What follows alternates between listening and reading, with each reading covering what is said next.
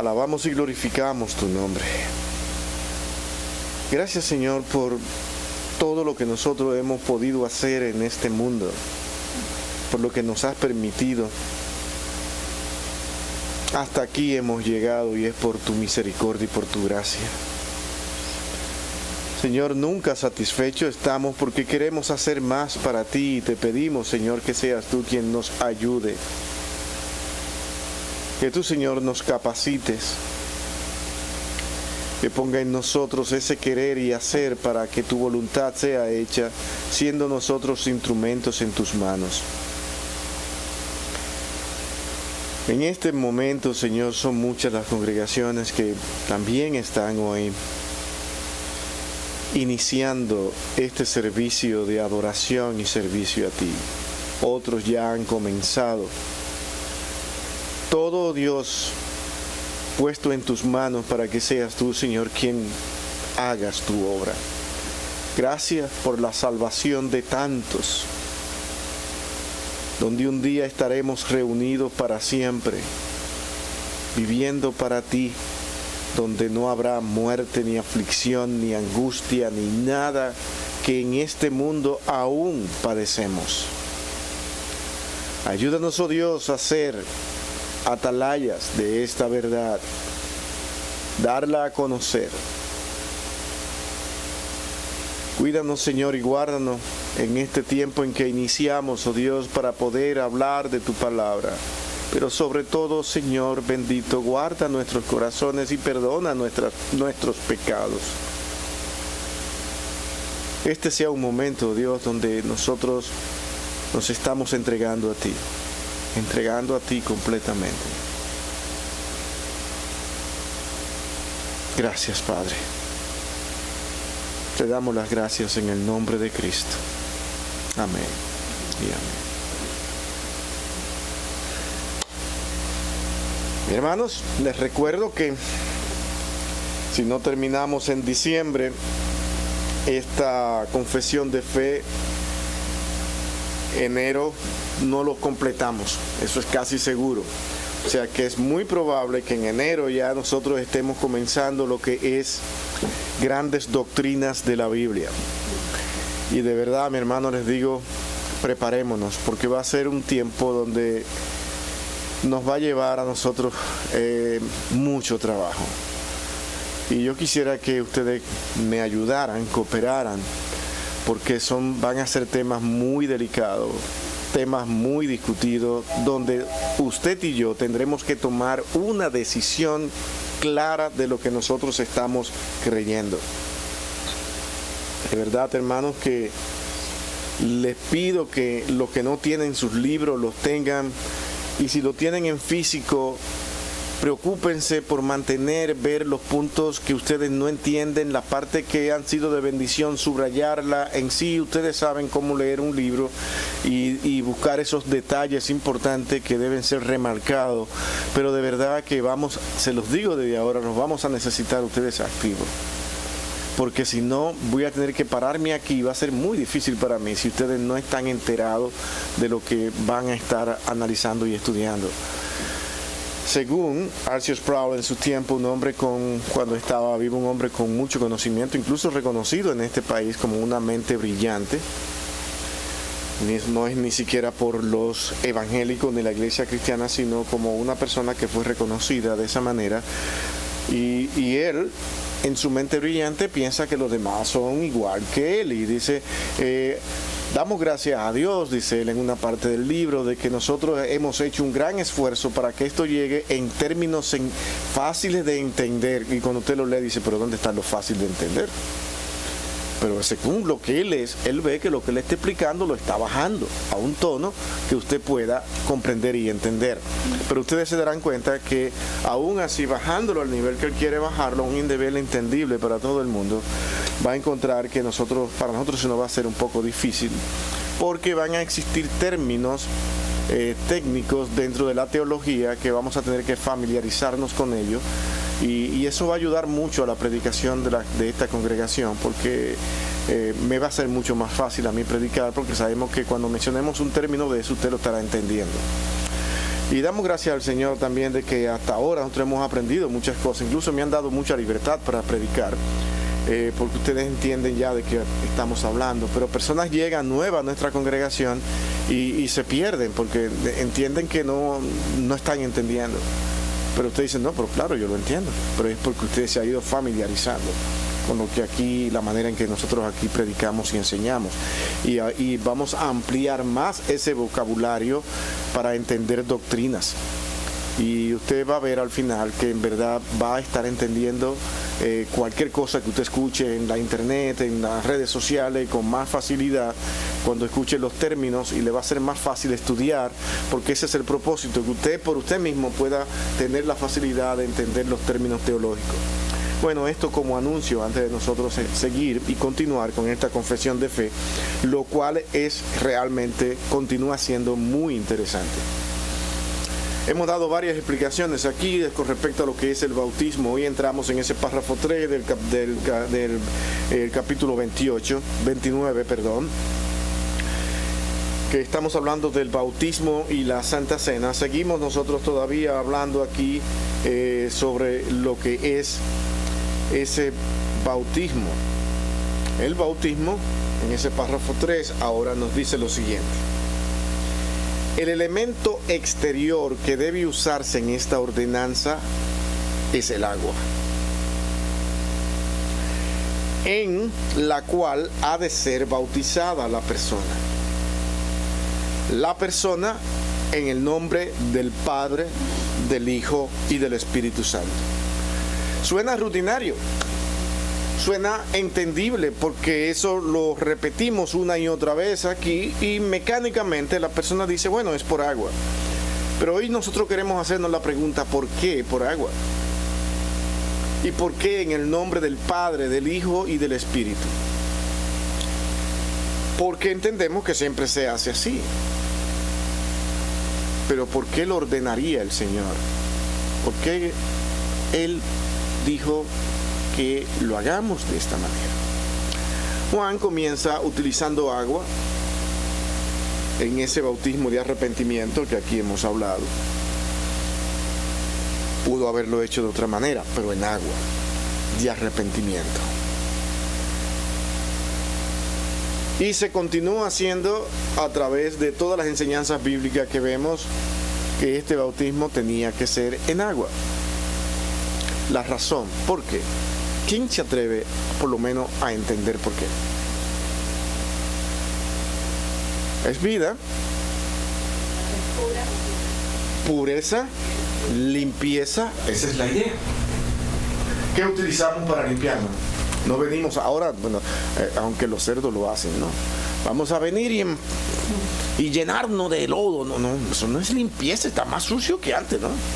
El agua es el elemento para limpiar, lavar, símbolo de limpieza. Pero al Señor le interesa relacionarse con nosotros, y que nosotros, cuando tengamos que hacer una obra de Él, entendamos lo que eso significa. El agua en sí sigue siendo agua, pero al mismo tiempo nos está indicando de que yo me estoy limpiando, de que es una limpieza lo que en mí ha ocurrido. Pero ese es el símbolo externo, que es lo que yo quiero que se entienda, es la parte de afuera. Pero el Señor no está pensando en la parte de afuera.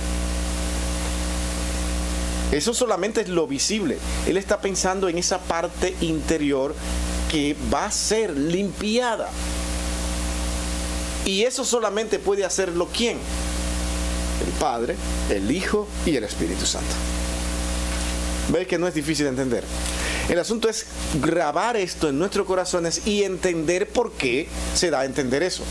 La obra de salvación y de limpieza no puede ser posible si las tres personas no actúan. Porque las tres personas tienen un trabajo que hacer con usted, para que usted pueda ser regenerado y transformado. El Padre nos envía a Cristo, Cristo hace la obra de redención, y el Espíritu Santo ahora vive en nosotros para guiarnos a toda verdad. Todo eso es salvación. Entonces no podríamos nosotros caminar ni hacer la voluntad de Dios en el orden que Él quiere si nosotros no estamos influenciados por estas tres personas.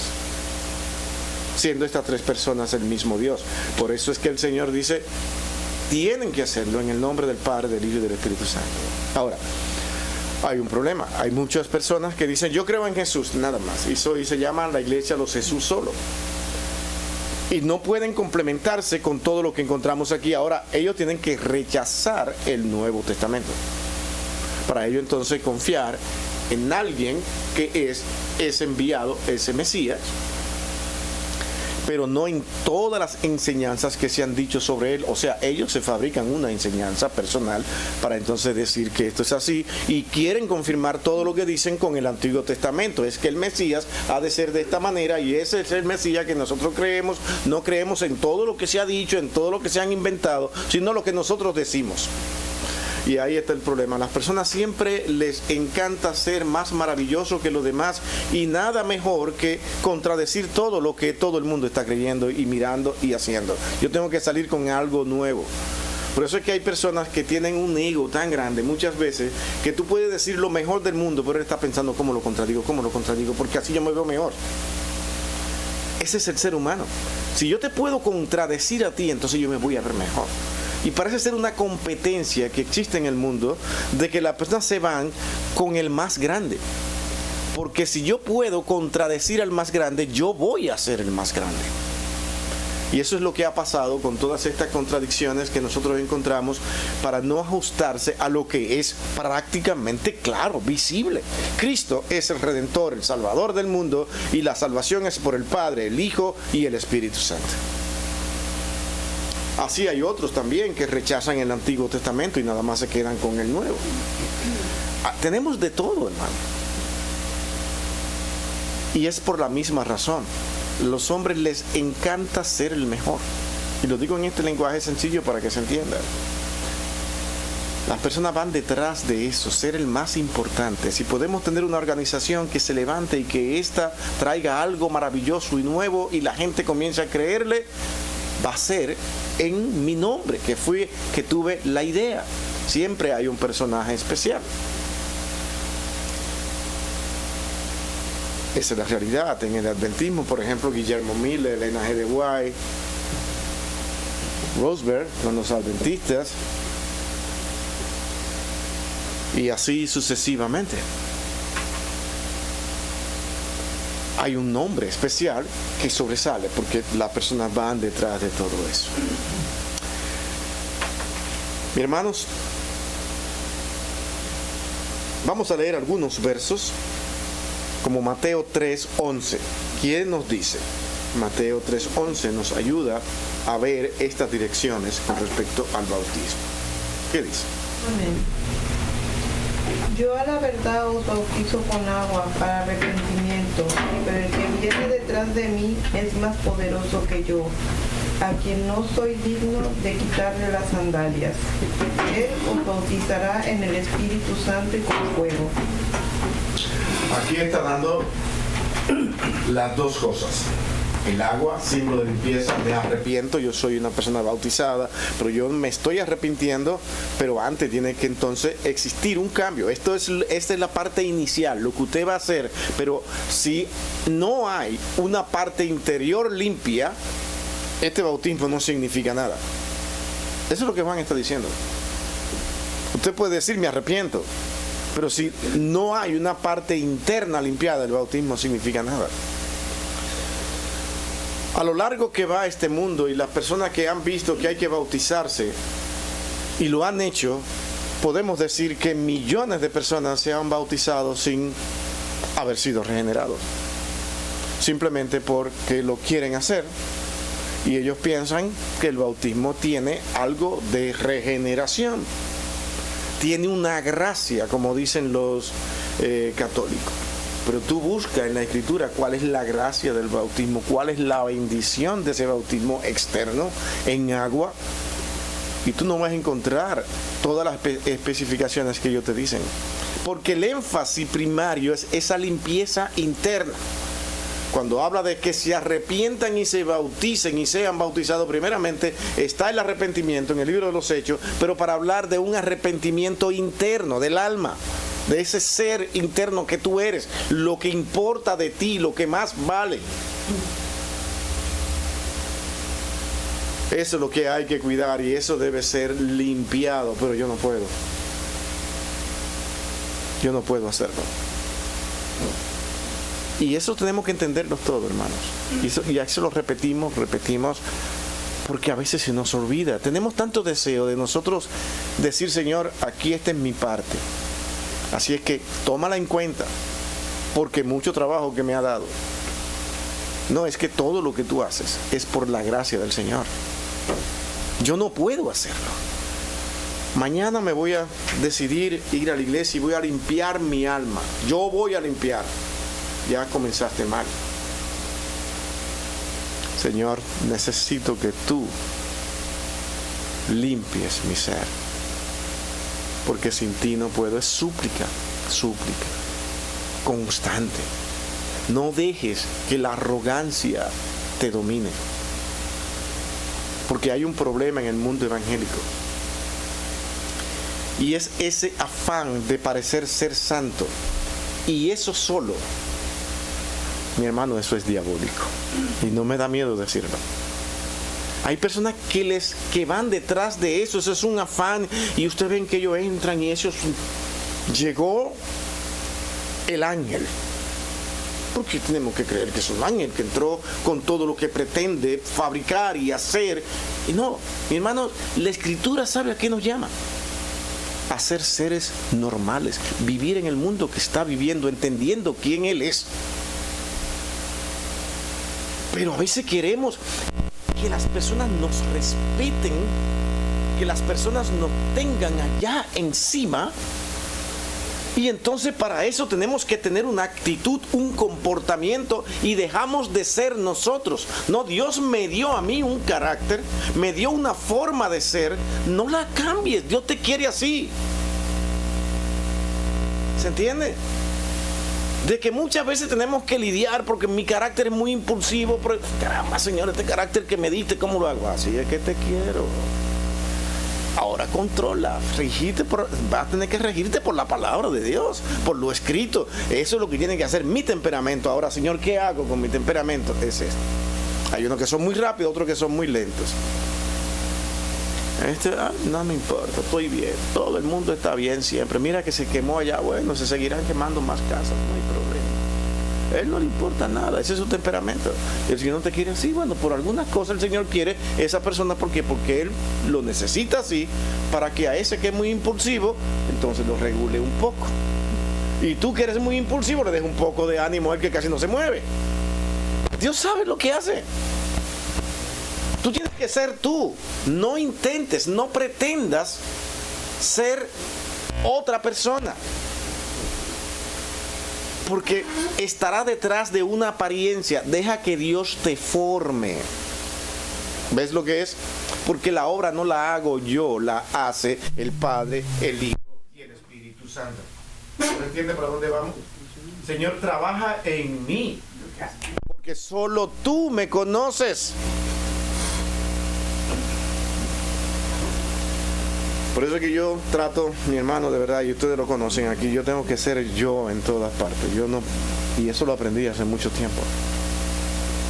Tengo que trabajar conmigo en muchísimas áreas, porque mi temperamento es así. A veces tengo que decir, mire, contrólate, que tú te conoces, tú sabes cómo tú eres. ¿Entiendes? Pero no puedo dejar de ser yo, porque Dios me quiso así. Cuando tú quieres ser otra persona, no haces lo que tienes que hacer. Porque entonces entramos en esa característica de parecer más santos que los demás, sin serlo. Hay personas incrédulas que internamente son no creyentes, son ateos, porque no hay de otra. Es que hay de todo, hermano. Son ateos internamente, pero en la apariencia son ángeles, son santos, porque ellos viven para fabricar eso. Pero no creen nada ni siquiera de lo que aquí estamos diciendo. Y viven con esas batallas internas. Pero como le va bien aparentando su vida de piedad y de santidad, ellos se convencen a sí mismos de que están bien, sin preocuparse de lo que Dios realmente ve en ti. La preocupación suya y mía debe ser lo que Dios ve. Señor, yo puedo estar pensando esto y todo, pero y todos me están mirando magníficamente bien. Pero tú, Señor, tú, es delante de Él que yo voy a dar cuenta. Yo no puedo traer al otro, dice el Señor, fue por causa de este. Como ustedes ven normalmente en todos los juicios. Cuando alguien es acusado, siempre alguien trae a un culpable. Fue por este. La justicia no entiende eso, aún la terrenal. Dice, sí, pero fuiste tú el que lo hiciste. Pero que Él me llevó. Bueno, pues también Él le toca. ¿Entiendes? Porque el asunto es que si vamos a ser justos, el responsable siempre seré yo en todos los tipos de justicia. Claro que en este mundo la justicia muchas veces es controlada por los hombres y los hombres son corruptos. Pero en el plano divino no hay nada que se le escape a Dios. No hay nada con que tú puedas engañarlo. Deja que el Padre, el Hijo y el Espíritu Santo controlen tu vida. Hechos 8, 36 y 38. ¿Quién lo tiene? 8. Hechos 36 y 38. Amén. Yendo por el camino llegaron a un lugar donde había agua, y el eunuco dijo: mira agua, ¿qué impide que yo sea bautizado? Agua. Y Felipe dijo: si crees con todo tu corazón puedes. Respondió él y dijo: creo que Jesucristo es el Hijo de Dios. Y mandó parar el carruaje. Ambos descendieron del agua, Felipe y el eunuco, y lo bautizó. Ya hemos explicado eso aquí, ¿no? Que el querer bautizarse y dar testimonio de que yo creo en Cristo, en ese momento, en ese primer siglo, era un asunto de que en verdad había creído. ¿Por qué? Porque no era fácil ser creyente en ese momento. Persecución, desprecio, la religión más grande judía te veía como lo peor por haber seguido a Cristo, y tú decías, es que yo creo en Él. O sea, hay un cambio interno, que eso es lo que pasa con la persona que Dios ha cambiado. Nada le detiene, ni la muerte. Es que es una obra hecha por el Espíritu de Dios, donde no hay negociación con Satanás. Es que yo sé en quién he creído. El punto aquí es, yo quiero dar testimonio. ¿Te quieres bautizar? Claro que sí. ¿Dónde está el agua? Y dice que para darle énfasis a lo que está pasando aquí, la narrativa de este pasaje dice, el carruaje se detiene inmediatamente, o sea, van caminando, mira, ahí hay agua. Imagínense la escena, ahí hay agua, aquí lo podemos hacer, o sea, ahora, ya, no tengo más nada que esperar. Un corazón arrepentido que tú entiendas de que en verdad ha entendido quién es el Señor, Él puede ser bautizado. ¿Se comprende? Pero hay personas que simplemente por la modalidad, porque es bonito y a alguno le encanta aparecer en algún tipo de escena para el bautismo, y yo me quiero bautizar también. Cuando yo digo me quiero bautizar es porque yo tengo mi corazón diciendo, Señor, tú eres mi Dios. ¿A dónde iré sino a ti? Yo quiero testificar de ti. Y yo confío en que todos los que estamos aquí bautizados, ese es el corazón de ellos, de ustedes. Ese corazón de entendimiento, de que la seguridad de que ustedes un día se encontrarán con el Señor, porque saben lo que ha pasado en sus corazones. Saben lo que es eso.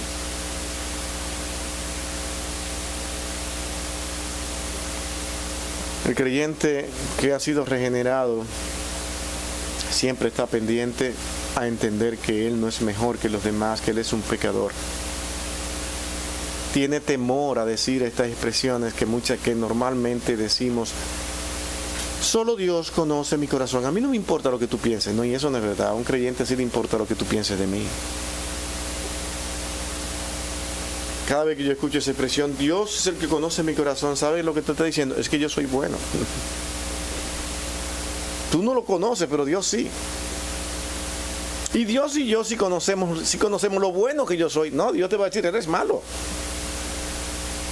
No vayas, no digas eso, porque cuando vayas ante Dios, Señor, tú que conoces mi corazón y sabes que soy muy bueno, ¿qué tú piensas? Que eres malo. Y por gracia te estoy salvando. No importa lo que hagas. Cuando tú dices eso, porque quiere dar una apariencia ante los demás. Sí, Dios conoce tu corazón, pero tú siempre estarás pensando, Señor, soy un pecador. Necesito siempre de ti. Vivir siempre en arrepentimiento delante del Señor, porque diariamente y en minutos cada vez nosotros pecamos. ¿Por qué tú crees que el Señor dijo, el mandamiento más grande, cuál es? Te lo voy a resumir. Amarás al Señor tu Dios con todo tu corazón, con toda tu alma, y a tu prójimo como a ti mismo. Ahora analícese. Usted lo hace. Camine, empieza a caminar. Empieza a analizarse. Y vamos a ver si es verdad. Yo puedo tener, y doy gracias al Señor, amor hacia mis hermanos. Pero el mismo ser nuestro de pecaminosidad me lleva a verme a mí primero. Me lleva, me guste o no. ¿Entiendes?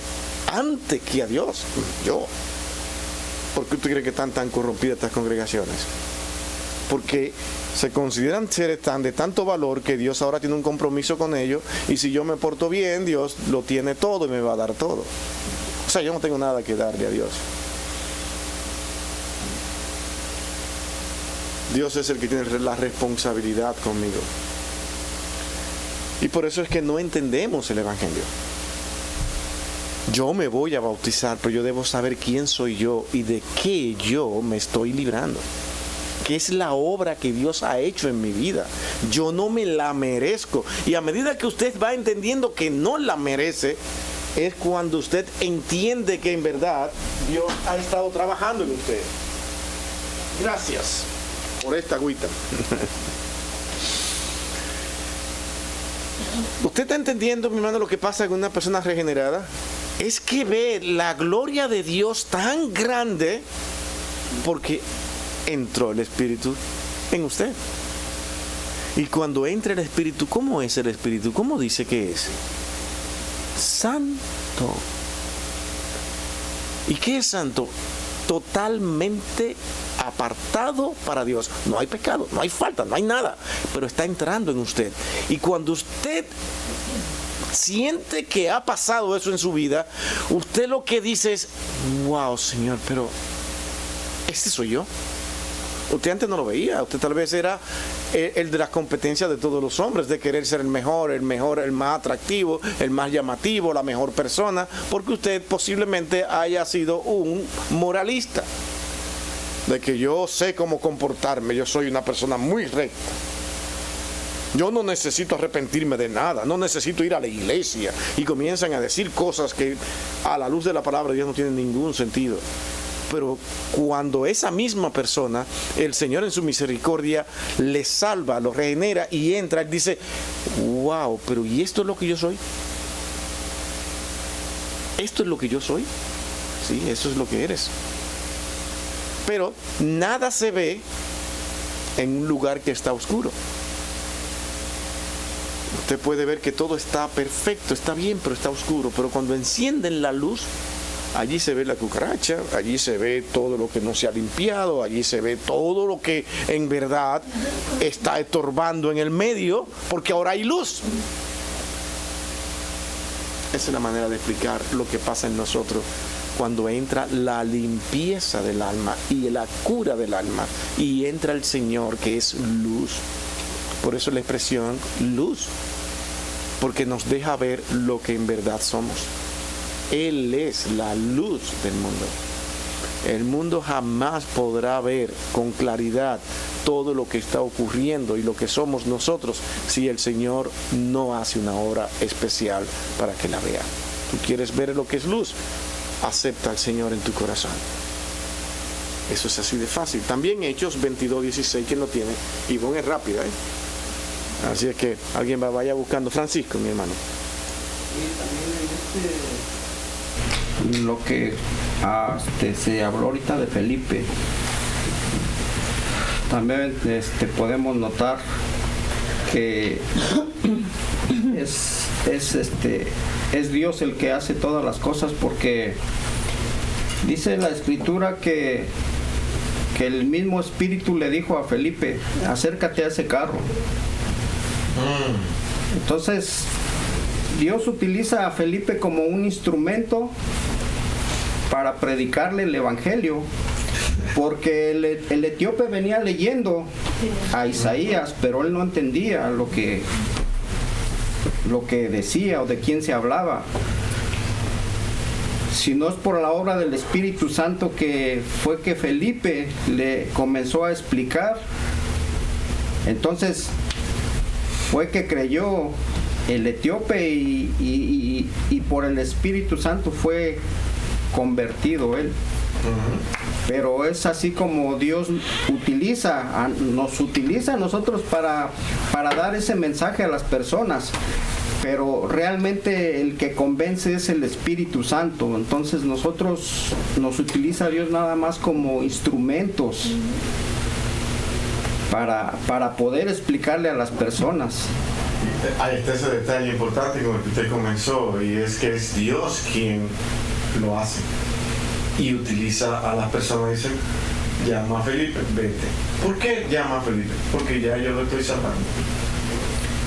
Porque él ya lo había visto desde antes, ya estaba. Porque él ya cuando él venía leyendo, porque Dios ya conocía que él era parte de sus llamados. Y si no vamos más lejos, el mismo instinto o deseo de querer leer a Isaías que tenía el eunuco viene de Dios. Hermano, nunca crea, no deje que eso llegue. De decir que por mí pasó eso. No va a pasar nunca por usted. Cuando algo que agrada al Señor pasa de gracia. Señor, lo permitiste en mí. Me ayudaste a hacer eso. No se gloríe, porque la sola gloria ya es un problema. ¿Se entiende? Era lo que veníamos platicando con mamá hace 15 minutos, que todo lo que pasa es por el poder de Dios, que a veces Dios toca a los hombres y les permite hacer ciertas cosas a lo mejor fuera de este mundo, pero como la Iglesia Católica, allá va y lo hace santo, porque piensa que el poder es de esa persona, cuando no es así. Todo viene del poder del Señor. Claro, el problema es que hay todas esas atribuciones que por ello no entender lo que es la iglesia, porque no lo entienden. Ellos tuvieron que terminar dándole un poder al obispado, y ese poder obispado tenía que venir directamente, de forma especial, del Espíritu Santo a ellos, como si ese mismo poder no llegara a cualquier otra persona transformada y cambiada. ¿Ustedes creen que Felipe era mayor que el eunuco? Él fue y le predicó, por eso yo le decía: no eres mayor, son iguales. El que se para detrás de un púlpito no es mayor que el otro, solamente tiene una responsabilidad que Dios le puso enfrente. Pero es la misma cosa delante de Dios, son siervos suyos. A Dios en ningún momento le dio esa jerarquía a nadie, sino funcionabilidad, por necesidad, para que las cosas caminen, pero siempre dejando de entender: no eres mejor que este que también es mi hijo. ¿Qué ha hecho el hombre?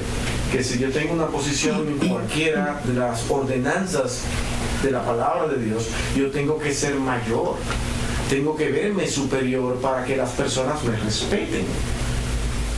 No, ese es un problema del corazón del que no quiere respetar al que Dios ha puesto ahí. ¿Se entiende? El problema no lo tiene el que se para ahí, sino el que no quiere hacerlo. Porque el Señor dice que lo tenga en alta estima. No, pero que yo me siento mejor honrando a este, porque este sí es lo bueno, ese sí es que está bien preparado. Dice: pero ese es tu pastor, ese es. Ah, sí, mi pastor ese. Ah, sí, ese, así, él es mi pastor. Sí. otra cosa más. Y así nos desenvolvemos en la vida diaria. Sí, pues, ¿verdad? Como dice la hermana Adriana, solamente por el poder de Dios. Si no es por su poder, pues nadie de nosotros podemos ser salvos, nadie. Estaba leyendo la porción de cuando en Juan 12, donde Jesús les decía a los fariseos, ¿verdad?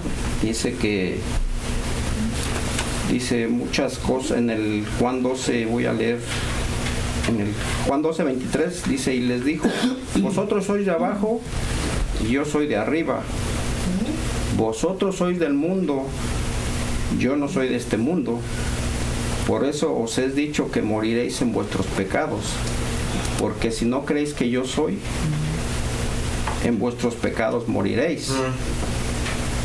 Pero después y ellos no quisieron creerle, ¿verdad? Pero ya después en el 28, versículo 28 les dice, cuando hayáis levantado al Hijo del Hombre, entonces conoceréis que yo soy. Y que nada hago por mí mismo, sino que según me enseñó el Padre, así hablo. Ahí está. Entonces, esa es la obra de la cruz. Las personas cuando se les predica el Evangelio, muchas personas no creen porque el poder de Dios, el Espíritu Santo, no les ha iluminado a ellos quién es la persona de Jesús. Tiene que intervenir el Espíritu Santo a través de la Escritura, porque Él es el que nos ilumina, como la predicación que usted dio hace unos meses acerca de que yo soy la luz. Entonces, si el Espíritu Santo no obra en las personas, jamás vamos a poder llegar a la luz verdadera, a la vida eterna, si no es por la intervención divina de Dios. No hay forma de que en verdad nosotros podamos hacer nada, y yo no me voy a cansar de decirlo, hermano, que hagamos nada para Dios si no es por su misericordia, por Él. Ese texto que simplemente el mismo Señor dijo, Señor, todo lo que tú me has dado, ninguno de ellos se han perdido, pero tú me lo diste. ¿Sí? Con ese solo verso ya deberíamos entender todo, pero no, es que hay una parte interna que nos dice, pero yo soy importante, espérate, pero entonces mi participación, ¿y dónde estoy yo? Porque hay mucho deseo de que las personas entiendan de que yo soy un ser con valor. Y si lo tienes, eres de mucho valor. Porque Dios nos creó como seres con valor. Solamente que el pecado nos corrompe. Y Dios es quien tiene que sacarnos de ahí. Cuando Dios te salva a ti, y esto es una realidad, cuando Dios te salva a ti, Él está salvando a un hombre que tiene un valor inmenso. ¿Por qué? Porque es criatura de Dios. Y Dios a ese ser que tiene un valor inmenso, lo está redimiendo. Pero tiene que hacerlo Él. Porque por el pecado, Él está muerto. Y muerto es separado de Dios. Es Dios quien tiene que traerlo. Él no puede decir, mañana revivo. No puede revivir. Ningún muerto puede revivir, ni puede tomar esa decisión. Porque está inerte, no puede hacer nada.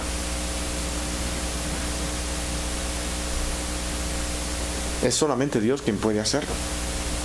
¿Quién puede leer este pasaje del 22:16? Ajá, Andrés lo tiene. Uf, qué bueno. Ahora pues, ¿por qué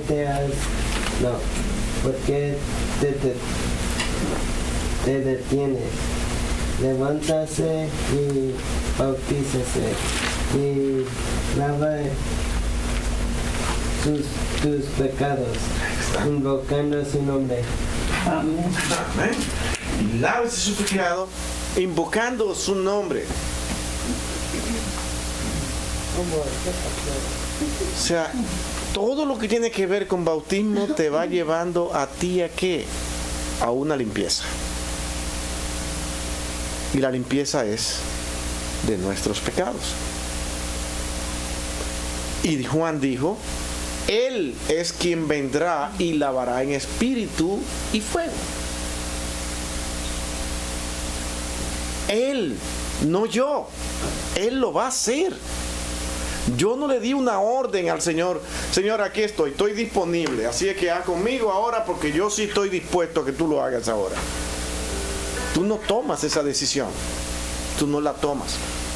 Porque cuando tú la tomas, lo que va a pasar contigo, dice, bueno, yo tomé esta decisión, yo me puedo ir cuando yo quiera. Porque nunca la tuviste. Y es que entonces cuando tú encuentras la expresión en la Escritura, que por gracia de Dios está ahí, dice, estaban con nosotros, pero es que ellos no eran de nosotros. Hay cantidad de personas que han estado con nosotros, pero no son de nosotros. Y así va a ser siempre. Personas que están diciendo, soy creyente, son creyentes, y el Señor dice, no lo son. No lo son. Y hay personas que han estado asistiendo a la iglesia por años. Siempre me llega a la mente una persona que tuvo 20 años en la iglesia, tocando en una agrupación que teníamos, todo eso, y hasta predicando en la iglesia, y un día se levantó, hoy es que yo he conocido al Señor, después de 20 años.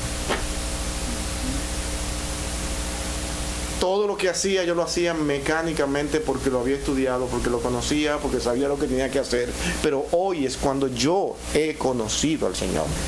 Empezó a llorar. Ahí entendió de que en ese momento Dios había hablado, porque Dios es así. Entonces eso es lo que me lleva a pensar cuando cuando dice que años en la fe no es sinónimo de conocimiento.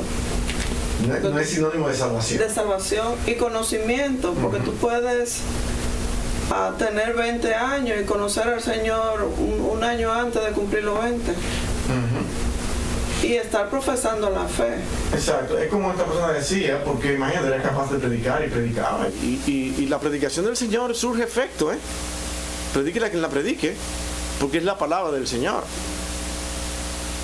Y nosotros, me acuerdo, cuando estábamos en ese grupo, siempre se ponían personas a predicar antes de nosotros iniciar, dar una palabra como un devocional y esas cosas. Y él era una persona de lo que tenía esa participación. ¿Por qué? Por la consideración de nosotros de ver que era una persona capaz, de que en verdad amaba al Señor, y nosotros lo veíamos así. Pero él sabía cuál era su relación con Dios. Y un día dije, no, yo no había conocido al Señor. Y dijo, yo creo que yo era un ateo predicando la palabra del Señor. Eso fue lo que más dolió. Perdónenme por haberlo defraudado, por haberlo engañado, pero hoy es cuando el Señor ha entrado en mi corazón. Y mi hermano, es una cosa extraña. Fue cambio de en esa persona. Dice, pero en verdad es diferente. En verdad es diferente. Cambió hasta su actitud, su forma de hablar, ¿y qué pasó? Porque ahora fue que el Señor entró. Eso es lo que el Señor hace. Una pregunta, pastor. Entonces, yo pienso que también hay personas que no se han convertido a Dios, pero tienen el conocimiento. Sí, lo tienen. Y a veces más que muchos de lo que en verdad son creyentes. Y aún a esas personas Dios las utiliza para que le prediquen a su iglesia o a personas. Aunque esas personas aún todavía no hayan conocido realmente a Dios, una comunión íntima. Hay una persona a la que yo compraba sus libros aquí en norteamericano, porque tenía muy buenos escritos, teólogo, y yo lo seguía. Hoy es ateo. Se paró un día y dijo, no, yo no creo, yo nunca he creído. ¿Y por qué? ¿Cómo hacía eso? Porque lo conocía, porque lo había estudiado, porque fui al seminario y sabía cómo hacerlo. Pero su corazón estaba vacío. No creía nada de lo que decía. ¿Ustedes creen que es fácil, no? Cada vez que nos paramos aquí es una invitación a ver dónde está tu corazón. Y tienes una batalla que tener ahí. Tienes que enfrentarte al Señor. Por eso es que no podemos entretener a la congregación ni hacerle sentir bien. Tenemos que decirle quién Él es. ¿Cuál es tu responsabilidad con Dios? Tú sabes, es más, yo creo que Dios va a pedir cuenta y va a castigar a aquellos que han engañado a la persona. En estos días estuve yo pensando de que la iglesia tuvo un tiempo en el siglo XIX, específicamente de un decaimiento tremendo. Por eso fue que se levantaron tantas doctrinas y tantas enseñanzas extrañas en el siglo XIX, tratando de levantar la iglesia, pero todo era como muy rutinario, muy pacífico, muy desanimado, sin fuerza. Llega el siglo XX y entra ese movimiento pentecostal con fuerza que arrasó. La persona dice, ¿pero qué cosa es esto? Ese movimiento de vigor del Espíritu Santo. Se comenzaron a animar también las demás congregaciones, tratando de ir por lo menos a la par de aquel fuego tan fuerte que se levantó, y duró prácticamente, a mi cálculo, toda esa fuerza de ese movimiento pentecostal, con todo lo que tuvieron, con doctrina que no la compartimos, pero estaba el Señor actuando y trabajando para salvar a las personas en ese movimiento ahí. Pero dura como unos 70 años. ¿Saben qué es lo que tenemos hoy dentro de ese mundo? Muchos negociantes, predicadores que van detrás de glorias, detrás del dinero, detrás de un sinnúmero de cosas, de llenar templos a como dé lugar, de ser grandes y grandes evangelistas. Perdieron esa fuerza, ese poder que el Espíritu Santo realmente ejerce en cada persona. Hoy dicen fuego, fuego, pero están haciendo un sinnúmero de cosas que no ven exactamente al Dios de la Escritura. Y ellos están convencidos que sí, pero no se están dando cuenta de que Dios es solamente un instrumento para que le dé cosas. Yo quiero ser, yo quiero ser, yo quiero ser, y voy a ser, y voy a ser, y usted puede ser, y usted puede ser, confíe, confíe. Esa es la predicación de hoy. Pastor, lo que venía hablando con mi hija, y no pensaba hablar, pero Dios me tiene mi corazón a todo. Y siento que me voy a ahogar si no lo digo. Eso me pasa casi siempre que voy a decir algo.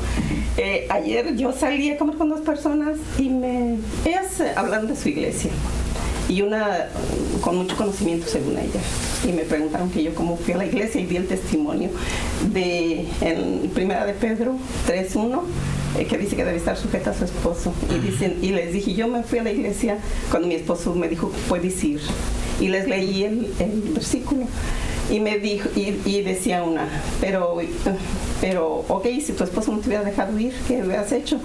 Le dije, pues en la Biblia dice que amarás a Dios sobre todas las cosas. Le dije, pero gracias a Dios no me puso en la situación de irme sin el permiso que yo esperaba. Pero y si no te lo hubiera dado, seguía insistiendo otra. Le dije, es que siempre hay que poner todo en manos de Dios, porque Él tiene control de todo, y Él hace su trabajo en nosotros y confiamos en Él. Y seguía. Le dije, bueno, no estuve en la situación, pero gracias a Dios que mi esposo dijo, puedes ir. Le dije, yo quería que mi esposo viera que yo,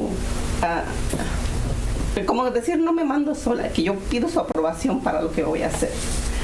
Entonces, después de todo eso, les dije, por eso hay que poner todas las cosas en nuestros pasos, nuestras cargas, nuestras peticiones a Dios en el nombre. Hay que pedirle en el nombre de su Hijo Jesucristo, porque en la Biblia dice que nadie llega al Padre sino a través del Hijo. Bueno, después de que Dios me permitió dar ese testimonio y hablar de su palabra un poco, lo poquito que yo sé, ya íbamos de vuelta a casa, y dice, ay, pues la que según más sabe, dice, yo quiero, dice, pues sí, uno quiere estar bien con Dios, pero Dios pone muchas tentaciones en derredor. Le dije, ¿cómo crees eso? Le dije, Dios no te pone ninguna tentación. Le dije, estamos luchando contra el demonio. Le dije, Dios no pone malas tentaciones a la gente. Le dije, si tienes a Dios en tu corazón, ¿cómo pretendes pensar que es Dios quien te pone tentaciones? Le dije, es el demonio, no es Dios. Le dije, hay que confiar en Dios, no en... Yo estoy en mi casa, me levanto y yo voy a abrir la puerta, y yo tengo que entender a qué mundo yo me enfrento. Porque lo que está allá afuera es un mundo no busca de Dios.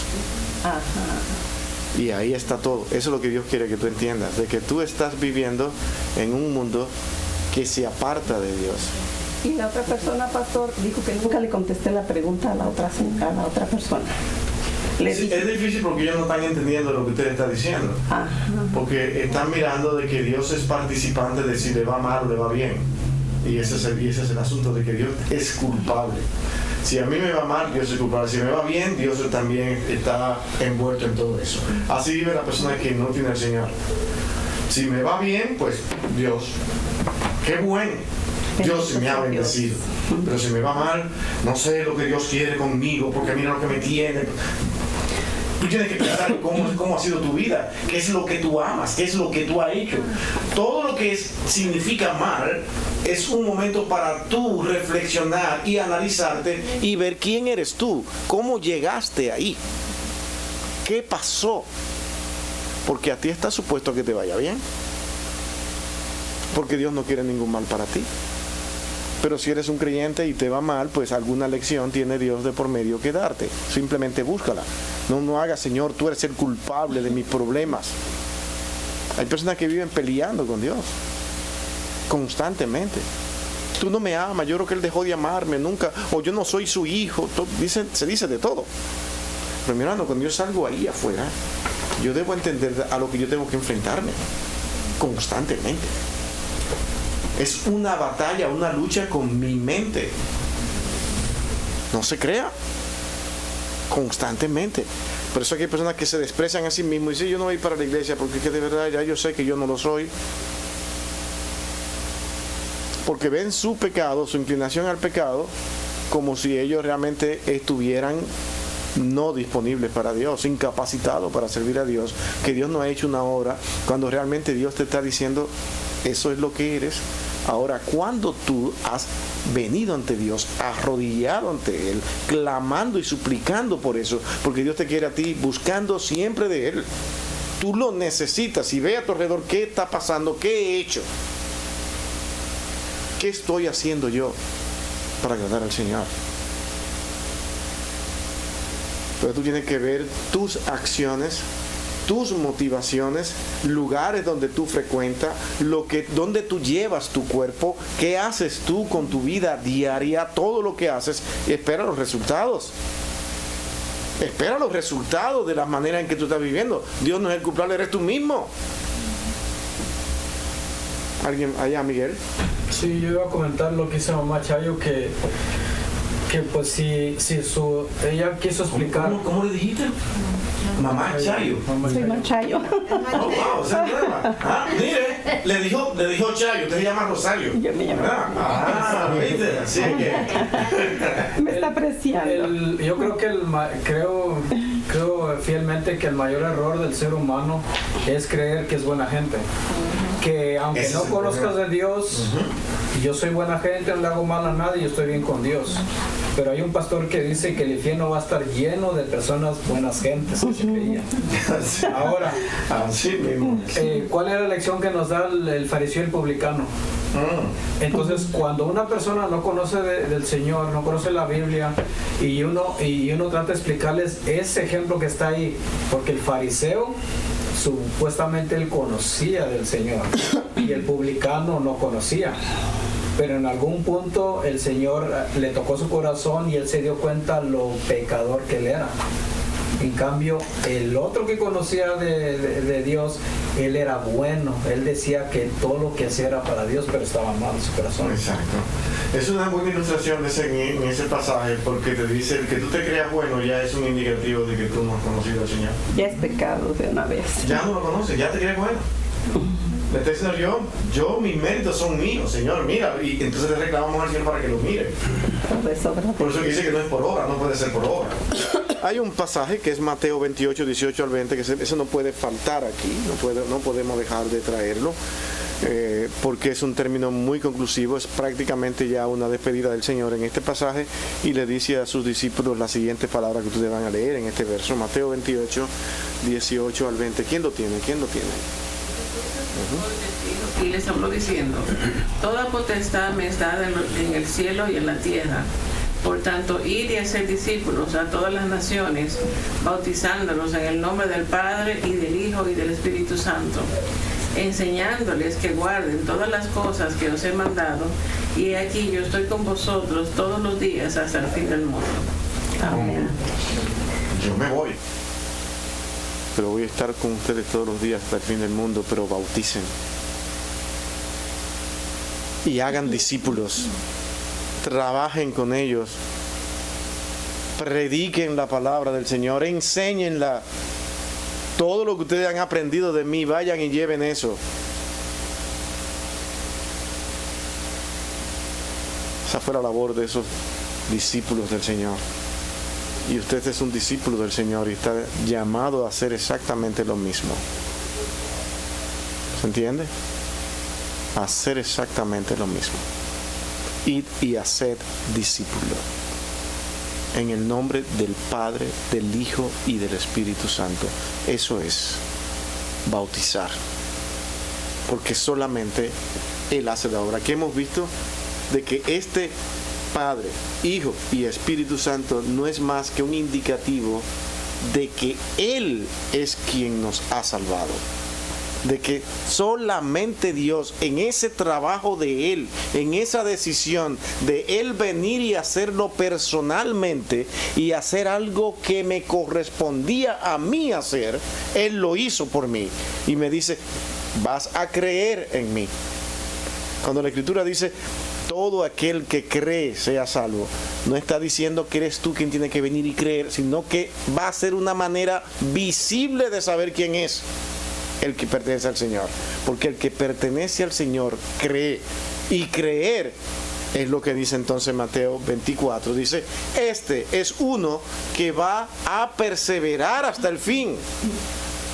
No es lo mismo que decir, si tú perseveras hasta el fin es que serás salvo. No, es que el Hijo de Dios cambiado, que ha creído en el Señor, va a perseverar. ¿Por qué? Porque no depende de Él. Porque, ¿qué dice el texto? Que yo voy a estar con ustedes hasta el fin del mundo. Y si Dios va a estar conmigo, ¿qué va a pasar? ¿No voy a estar cuidado? ¿No voy a estar guardado? ¿O es que el Señor no es suficiente para decir, oye, se me escapó tanto cuidado que tenía que tener? No, eso pasa con nosotros como humanos, pero no con Dios. Cuando Él dice, yo voy a estar con ustedes, le está diciendo, hagan discípulos. Y esos discípulos, cuando crean en mí y vengan a mí, serán salvos. Es que cuando crean serán salvos, no es una posibilidad. No dice, quizás sean salvos, dependiendo de sus vidas y su comportamiento, pero vayan y predíquenle. No, es que serán salvos. Porque la obra no depende de ellos, sino de la locura de la predicación. Pablo explicó eso. Lo vimos el jueves aquí también. El jueves pasado dice, los hombres van a ser salvados por la locura de la predicación. La predicación llega, él la entiende, él cree y es salvo. Porque la obra no es mía, es el Señor. Ese es el asunto. Como esta persona que hemos mencionado hoy en día, por unas palabras, un sermón, se levanta al final de todo y dice, hoy he conocido al Señor. Hoy el Señor quiso entrar en mi vida. Eso es Dios. Cuando Él entra, Él te lo hace saber. Esa es la realidad. Usted es un creyente, intente salir e irse para ver si va a poder. No hay un solo creyente salvado por la sangre de Cristo que no quiera estar junto con sus hermanos, que no quiera hacer la voluntad de Dios, que viva todo el tiempo para hacer su voluntad. No hay manera. Intente decir, es que yo voy a ser ateo de aquí en adelante. No, no va a poder. No va a poder. No va a poder, porque usted ya no se gobierna. Ya Dios lo cambió, ya Dios lo transformó.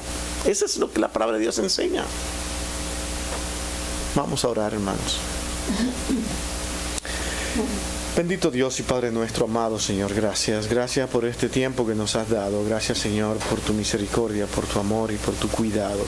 Cuídanos y guárdanos, Dios, en todo lo que resta por hacer en este día. Y gracias, oh Dios, por los alimentos, Señor, que vamos a ingerir en estos momentos. Gracias por tu cuidado siempre. En Cristo, tu Hijo amado, oh Dios, lo pedimos todo con gracia siempre. Amén y amén.